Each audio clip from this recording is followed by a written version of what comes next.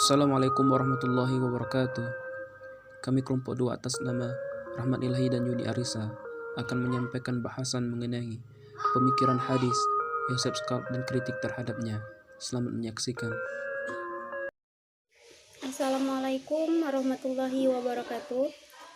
Terima kasih kepada moderator. Baiklah, di sini saya akan menjelaskan tentang biografi dari Joseph Skalk. Yang pertama, kelahiran Joseph Skalk. Joseph Skalk dilahirkan pada tanggal 15 Maret 1902 di kota Ratibor. Fase awal kehidupan dijalaninya di kota ini selama 18 tahun. Ia juga berasal dari keluarga yang agamis dan terdidik.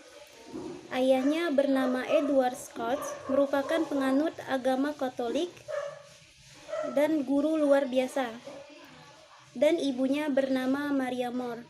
Selanjutnya istrinya bernama Liz Isabel Darty yang dinikahinya pada tahun 1945.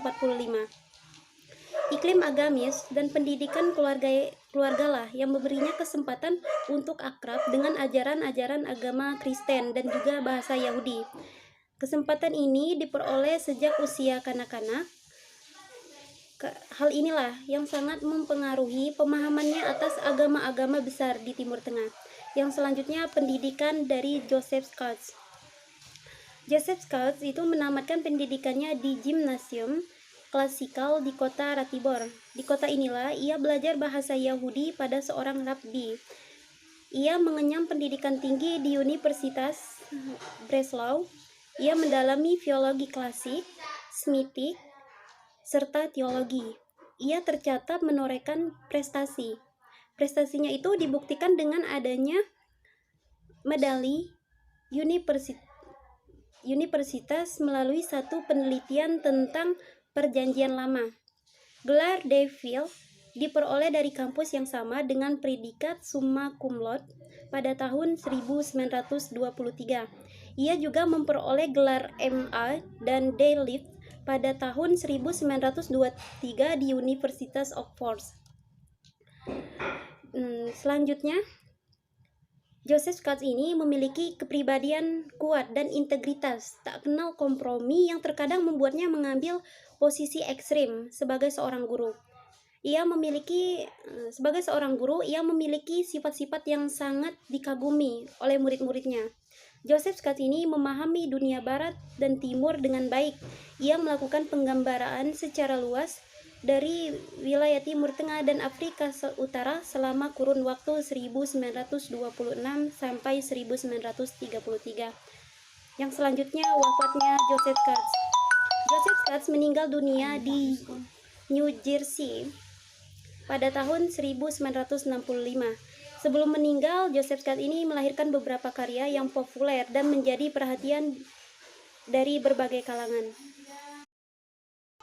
Bismillahirrahmanirrahim. Baiklah, di sini saya akan melanjutkan untuk menjelaskan tentang pemikiran hadis Joseph Skalk dan bagaimana kritik terhadap pemikirannya. Yang pertama yaitu pemikiran hadis Joseph Skalk. Joseph Skalk merupakan seorang pemikir orientalis. Orientalis adalah sebuah istilah yang berasal dari kata Orient, yang mana dalam bahasa Perancis itu secara harfiah itu berarti timur. Sedangkan secara geografis kata ini berarti dunia belahan timur. Sedangkan secara etnologis berarti bangsa-bangsa di timur. Jadi kata Orient itu telah memasuki berbagai bahasa di Eropa termasuk bahasa Inggris. Sementara itu, istilah orientalisme adalah suatu paham atau aliran yang berkeinginan untuk menyelidiki hal-hal yang berkaitan dengan bangsa-bangsa di timur dan lingkungannya. Dunia timur yang dimaksud adalah wilayah-wilayah yang berada di timur dekat seperti Persia, Mesir, dan Arab, sampai ke timur jauh seperti Jepang, Cina, dan India, dan negara-negara yang berada di Afrika Utara. Secara umum, kritik yang dilakukan oleh tokoh orientalis ini mengenai hadis ini disebabkan antara lain adanya kontroversi seputar penulisan hadis pada masa Nabi SAW. Jadi larangan penulisan hadis pada masa itu menurut tokoh orientalis ini menyebabkan kurangnya perhatian muhaddis sehingga banyak hadis yang terlewatkan. Jadi penulisan hadis yang dilakukan setelahnya menyisakan keraguan sehingga para tokoh orientalis termasuk Joseph Scott ini berkesimpulan bahwa tidak ada hadis yang benar-benar berkualitas sahih.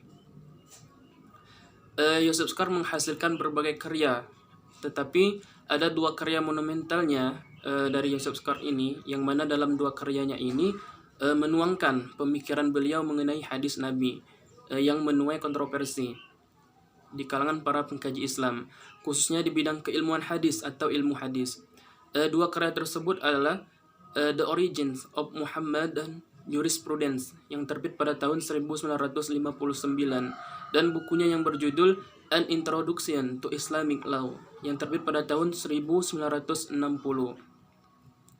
Lalu terkait pandangannya tentang hadis, Joseph Scott berpendapat bahwa hadis yang dikoleksi dalam kitab hadis pada dasarnya bersumber dari tabi'in yang pada awalnya dalam bentuk yang sederhana dan diperbaiki sedemikian rupa dan dikaitkan materinya tersebut kepada tokoh-tokoh lebih awal seperti sahabat dan akhirnya sampai kepada Nabi. Jadi prohal isnan ataupun sanadnya hadis ini memiliki kecenderungan berkembang ke belakang, kata Joseph Scott, di mana dalam rangka memperoleh kebenaran atau legitimasi dan otoritas lebih tinggi terhadap suatu materi hadis yang pada awalnya hampir tidak pernah bersumber dari Nabi atau sahabat, tetapi disebarkan berdasarkan otoritas tabi'in atau tabi'in.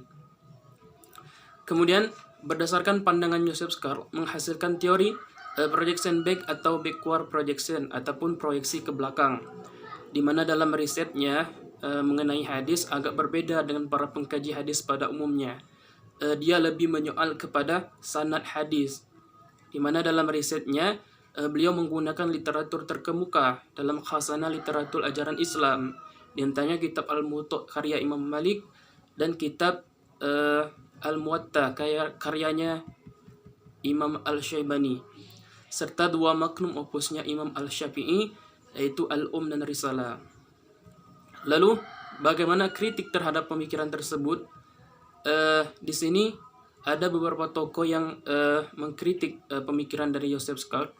Pertama yaitu Muhammad Azami, di mana beliau mengkritik perihal statement yang dikeluarkan oleh Joseph Scott tentang keabsahan dan keotentikan hadis. Jadi berikut kritikan-kritikan dari Muhammad Azami kepada Joseph Scott. Yang pertama yaitu keadaan sejarah membuktikan bahwa permulaan pemakaian sanad adalah sejak masa Nabi, seperti anjurannya kepada para sahabat yang menghadiri majelis Nabi untuk menyampaikan hadis kepada yang tidak hadir. Kemudian mayoritas pemalsuan hadis terjadi pada tahun 40 tahun Hijriah yang dipicu oleh persoalan politik, karena di antara umat Islam saat itu ada yang lemah keimanannya sehingga membuat hadis untuk kepentingan atau golongan mereka sendiri. Kemudian yang ketiga, objek penelitian para orientalis di bidang sanad tidak dapat diterima karena yang mereka teliti bukan kitab-kitab hadis, melainkan kitab fikih dan sirah. Kemudian teori yang mereka gunakan, yang mereka jadikan dasar argumentasi beserta contoh-contoh hadis yang dijadikan sampel, karenanya menjadi gugur dengan banyaknya jalan periwayatan suatu hadis. Kemudian yang kedua yaitu kritikan dari Subhi Al-Soleh. Beliau mengkritik perihal tuduhan yang dilemparkan oleh Joseph Scott mengenai hadis, yaitu dia menentang pemikiran Joseph Scott yang mengatakan bahwasanya awal mulanya terjadinya pemalsuan hadis itu ketika Nabi melarang orang untuk menulis hadis seperti itu. Jadi kata Subhi Al-Soleh, beliau mengatakan bahwa larangan penulisan disampaikan secara umum pada masa awal turunnya wahyu Al-Quran, dikarenakan Nabi khawatir jika hadis bercampur dengan Al-Quran atau tercampur dengan Al-Quran. Kemudian tokoh yang ketiga yaitu Nabi Abbad. Dia memberikan kritikan terhadap keraguan otentisitas hadis yang dilontarkan Joseph Scott. Setelah melakukan penelitian, Nabi Abbad menegaskan bahwa hadis-hadis dari Nabi Muhammad SAW dapat dibuktikan otentisitasnya dan bukan merupakan buatan umat Islam setelah abad pertama Hijriah, karena pandangannya ini didasarkan atas teks-teks yang berhubungan dengan hadis-hadis Nabi. Kemudian yang keempat yaitu Harald Moltke. Jadi beliau tidak setuju dengan kesimpulan Joseph Scott tentang awal munculnya hadis. Menurutnya, kecil sekali kemungkinan keberagaman data berurutan hadis adalah hasil pemalsuan hadis yang direncanakan oleh umat Islam. Jadi menurut Mozki, sanad dan matan hadis yang terdapat di dalam kitab hadis layak untuk dipercaya karena beliau mendasarkan pendapatnya ini setelah melakukan kajian terhadap kitab Al-Musannab karyanya Abdul Razak As-San'ani. Mungkin sekian mengenai beberapa kritikan dari para tokoh terhadap pemikiran yang dikeluarkan oleh Yosef Skar mengenai hadis. Sekian, terima kasih, kembali kepada moderator. Oke, terima kasih sebelumnya. Sekian dari kelompok kami. Mudah-mudahan ada manfaatnya. Assalamualaikum warahmatullahi wabarakatuh.